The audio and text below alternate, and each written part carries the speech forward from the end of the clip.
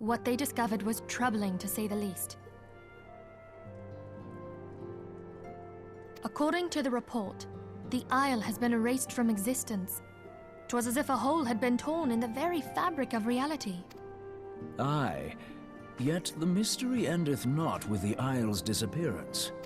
It hath come to light that a number of scholars in various other locales were reported missing at a similar juncture. What's more, they all had something in common with the head of the students of Baldessian. Every last one of them was researching a phenomenon called dimensional compression, or the rejoining as the ancient texts call it. I'll be damned if that's a coincidence. All indications suggest Ascian involvement, but I sense that a force greater still is at work. The entity the Dark Beings call the One True God. We must pray that my dear friend Kryl regains consciousness soon. If she bore witness to the Isle of Val's final moments, she may be able to shed some light on this mystery.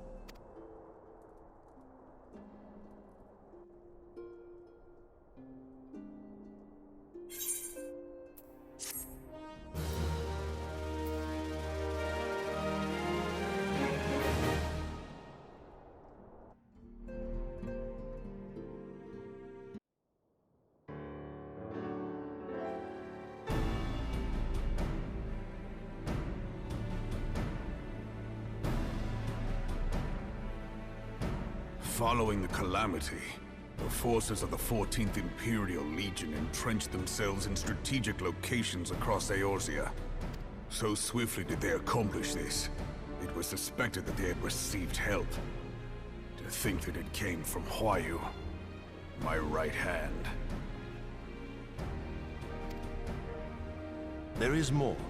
We have reason to believe that Huayu didn't deal exclusively with the 14th. She also answered to a higher authority in Garlemald. But this higher authority could not have been the Emperor. By consenting to the Media Project, Solus Zos Galvus showed himself to be more concerned about preventing the spread of primal influence than claiming Eorzea for the Empire. He would happily have seen the lot reduced to ash. We believe a number of high-ranking figures within the royal household were against the decision, but that they knew better than to oppose the Emperor openly. Of course, this didn't prevent them from making clandestine provisions, in which Huayu played a part. Alas, these provisions did not prevent Dalamud from falling, and the ensuing chaos changed the face of the realm forever. Yet Eorzea survived. To all intents and purposes, the Meteor Project had failed, and the Empire was left to rue its lack of a decisive means to eliminate the primals. Until, that is, it stumbled upon the Ultima weapon. Even before the accursed thing was dug up, it seemed to me the 14th had the might to overwhelm our weakened armies. Yet they chose to hide behind their walls. Why? The Black Wolf was wary of making the denizens of Eorzea desperate, lest more primals emerge to bleed the land. The discovery of the Ultima weapon, however, emboldened him to resume his war of conquest in earnest. But there was one in Garlemald who believed that Van Belsar's actions were premature. One who stood higher in the Imperial Army's chain of command. He ordered the Legatus to halt his advance, only to find that the Black Wolf had slipped its leash, and that the 14th now acted alone. In a bid to bring Van Belsar to heel, he used the agent he had planted in Ul'dah prior to the calamity to undermine the Legion's efforts. A man who outranks Van Belsar, yet opposed the late Emperor's decision to annihilate Eorzea. This could only be the former High Legatus of the Garlean army, now known as Emperor Voris Zos Galvus. So he was Huayu's true master. But one of several in actual fact. We've learned that even as Huayu served the Empire's interests, she sold Imperial secrets to a certain faction in Eorzea. In so doing, she helped to maintain the status quo, thus prolonging the conflict. Considering who stands to profit from war, it isn't hard to imagine who her other masters were. Seven hells! You mean to say that she was a double agent? Triple, if you consider her services to Van Belsar and the new Emperor as separate. As neatly as these pieces seem to fit, one aspect of the puzzle remains unclear to me. By whose will was the Marshal feeding intelligence to the heretics? And try as I might, I fail to see how aiding their cause would profit either her Imperial or monetarist masters. Could it be that another hand is at work here? If so, Huayu must be made to reveal whose it is.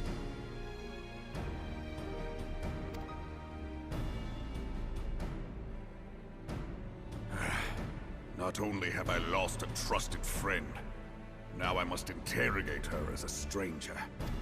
Not a pleasant task, I grant you, but a necessary one. Unless we weed out the ivy, root, stalk, and stem, it will simply grow back. I know that full well. Those closest to Huayu have already been detained, and I will question them alongside her.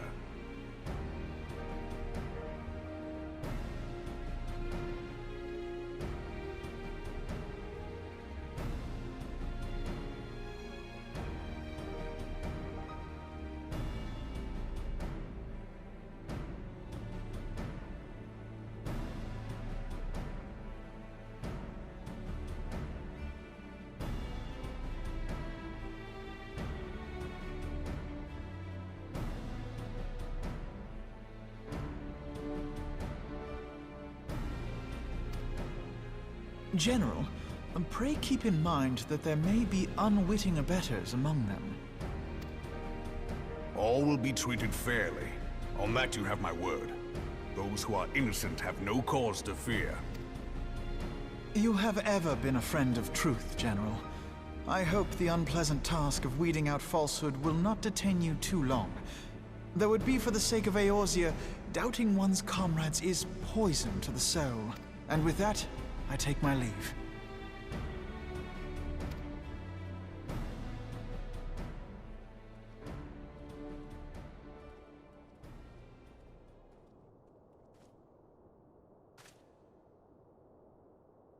All these years, I've been made to dance to their tune. How could you, Huayu? How could you side with them? Those cankers who take from this land and give naught in return, who use their power to disempower and grow fat while the people starve. I know you can hear me, monetarist scum! Your crimes will not go unpunished! One day I will purge this land of your sickness! Before the eyes of the 12, I swear it!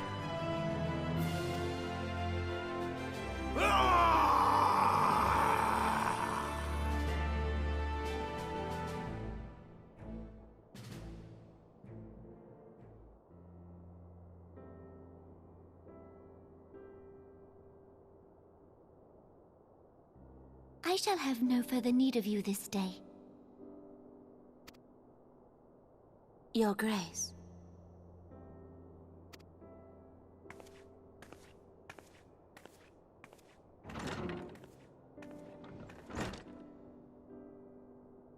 I fear that not even mine own chambers shall remain private for long. Has the situation grown so grim?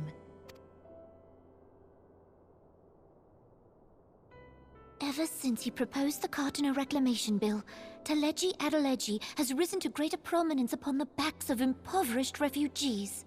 The monetarists were ever united in their pursuit of profit, but the man's actions have torn a rift in their ranks. They snap at each other as rabid dogs. Yet now is not the time to be bickering among ourselves. If this bickering is a threat to law and order, might you not have grounds to dissolve the Syndicate? Would that the solution were so simple, Admiral. Alas, my moving to dissolve the Syndicate is certain to spark outrage among the influential merchant class, whom the Cabal represents. This would serve to exacerbate the current unrest, and peace would slip still further away. Be they rich or poor, natives or refugees, all who reside in Ul'dah have a right to pursue happiness. It is the duty of a ruler to protect this right. If I am to perform my duty, I must needs tread warily. It would not do to make enemies heedlessly. Were Lord Lolorito here, he would doubtless say that I have my head in the clouds. A ruler is required to take a wide view. Try as we might to cater to all needs, some will inevitably be overlooked. As such, there shall ever be citizens who feel aggrieved. It cannot be helped, but as you have informed us, the monetarists take no view but their own. They hunger for power while the masses starve. In the absence of a common cause, it seems beyond any one individual to make Uldar whole.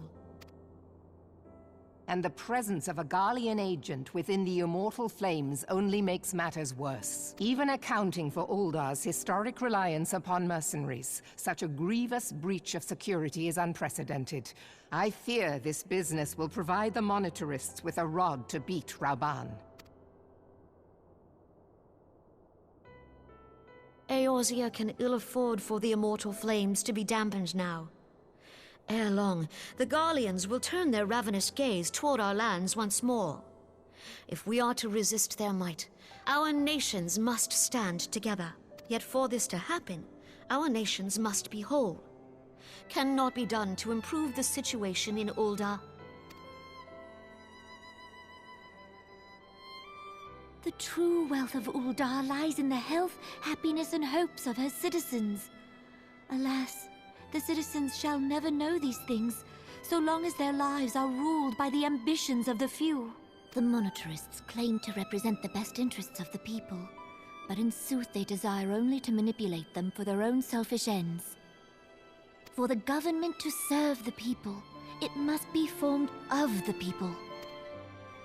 For Uldar to move forward, it is not only the Syndicate that must be dissolved. Nay, you jest.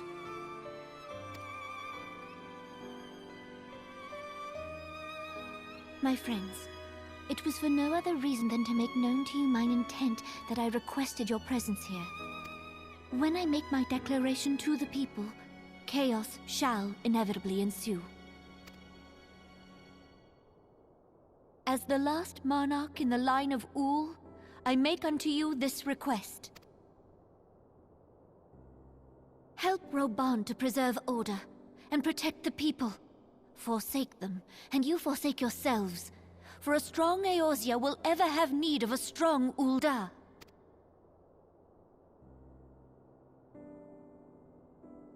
Your Grace, are you certain of this? There is no other way. When the time is ripe, the nation shall become a true republic.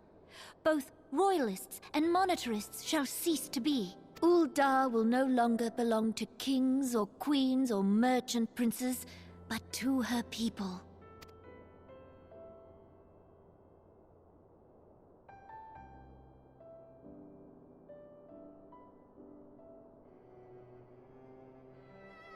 Rauban, forgive me for casting aside all that you have toiled for in my name. Beyond this gesture, I am powerless to help my subjects.